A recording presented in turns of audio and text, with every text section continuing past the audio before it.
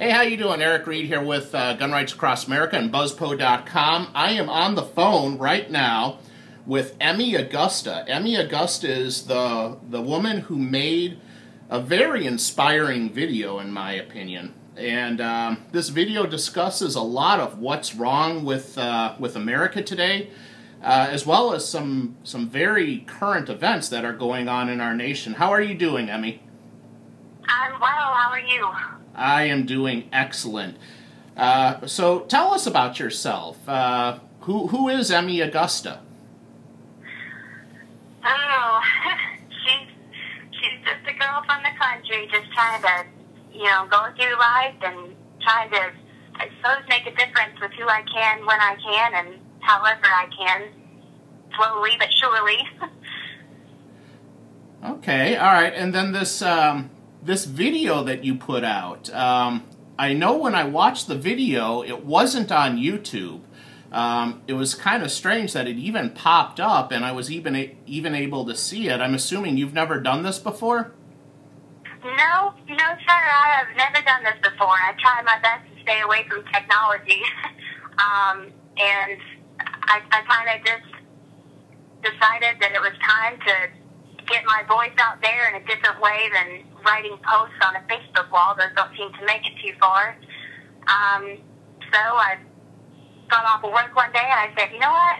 I guess I'll just grab my cell phone and record myself saying this in hopes of helping a couple people on my Facebook. Maybe they had questions or concerns or, wanted a second or third opinion on kind of what's going on today. And it blew up. Much more than I thought it would. So I guess it's kind of the start of a new era for me. I guess I need to catch up on the technology signs and times for today. Well, I think that in a word, I think I can describe that video as inspiring. I think there's obviously a lot of things that are troubling our nation nowadays, and it said many things that, in my opinion, really needed to be said. Along that line, what are your thoughts on President Barack Hussein Obama and his leadership or lack of it?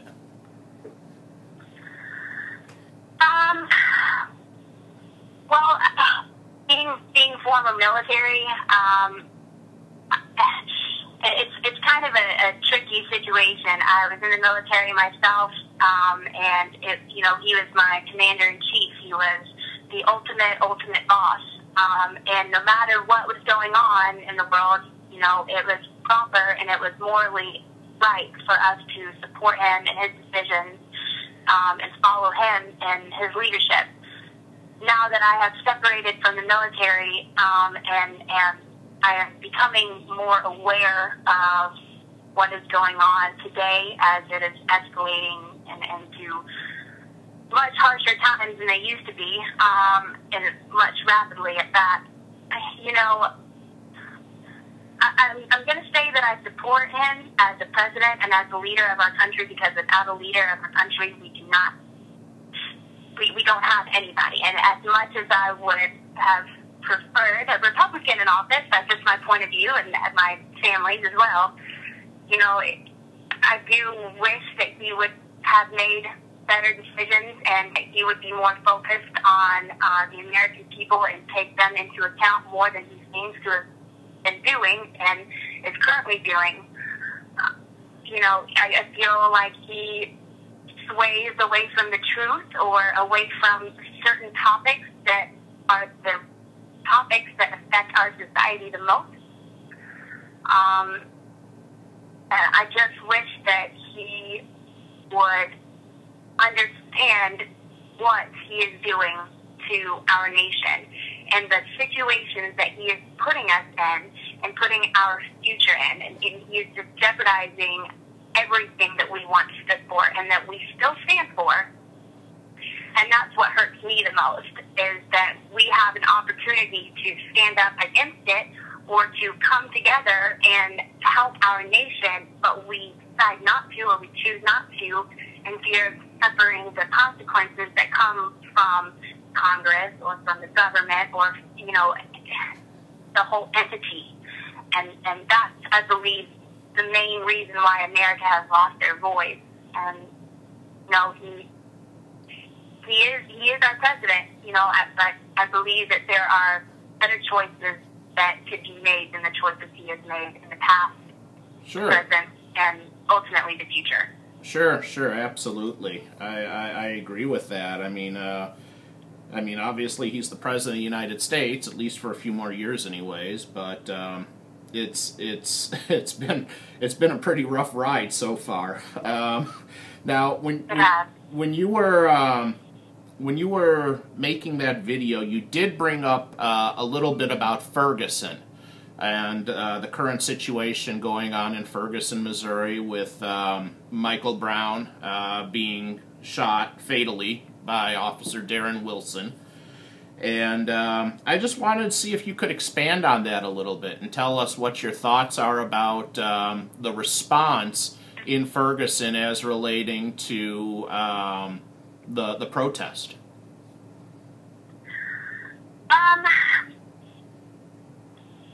Well, you know, it is obviously a very tragic thing that happened to Mr. Brown. But I do, in my personal opinion, from the last, since August 9th when it happened, I have just seen a complete explosion in our country. And, you know, the heart of it is in Ferguson, but I'm not sure if people are understanding that even though the heart of that protest is in Ferguson right now, it is starting to affect and ripple out towards the rest of our country. And, you know, people are seeing racism more than they ever have been, and, you know, before. And it's always been bad, and it's always been there. But this has just, and I was watching the news tonight, and one of the protesters says that, you know, this is not just about Michael Brown. This is about the rest of the black men and women who have been murdered in cold blood by white police officers, by white people. It's about a community gaining their voice. And that's when I stopped, and, you know, I got really upset because I don't believe that a community should gain and reapply or gain their voice by being so cruel and causing all of this chaos and crime in a city. And it's injuring people, and more people have been shot, and it's just not the way that needs to happen. And like I said in my video, I understand that, you know, what happened is very bad, but, you know, that's not the only thing that's happened. That's not the only thing that we need to be focused on. You know, a white man, recently, since Michael Brown has been murdered, a white man was shot by a black cop. And that is nowhere on the news. And I just found out about that tonight, and I'm not happy that I just found out about it, but that's just kind of the underlying anger that I have right now, is we are so focused on the act of a black man being murdered, quote unquote, in cold blood by a white police officer. And because you know, the African Americans are upset about that, you know, they've had enough of it. You know, I'm tired of this, I'm tired of that, so we're just going to destroy our entire city, allow other people from other towns and other states come in and stand with us, and, you know, we're not doing that.